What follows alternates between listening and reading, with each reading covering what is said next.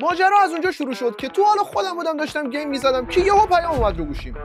سریع رفتم تو پیجشون رو دیدم که همه بچه‌های محصول رو تست کردن و سعید تو سرت بیکلا مونده. پس بهشون پیام دادم که با کمال میل اونا محصول رو برام ارسال کردن.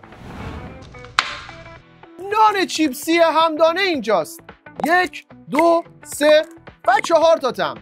بریم بررسیشون کنیم. جو 2 سر، چند غله، جو 2 سر و دانه چیا و طعم کنجدی. کدوم یکیشون خوشمزه تره؟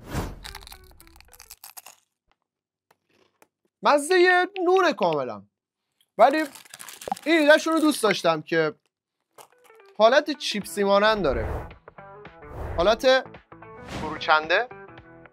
طعم بعدی چند غله.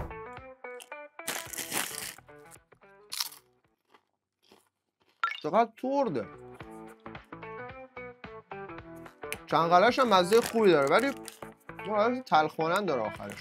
و بعدی چند غله و دانه چیا. دقیقاً اینم از رخ این کار همش تقریبا شبیه هم دیگه است دیگه. ولی دوست دارم این صدا رو بشنوید.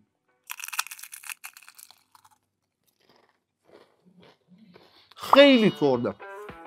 عالیه. کنجدی وارد کار میشه.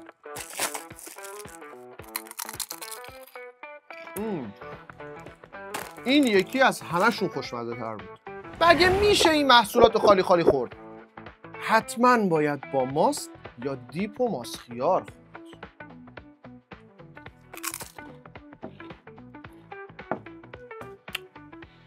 خورد. عالیه. ورزشکارا برید و حالش رو ببرید. به نظر من که این محصول خیلی محصول خوشمزه‌ای بود و ارزش امتحان کردن رو که 100% داره.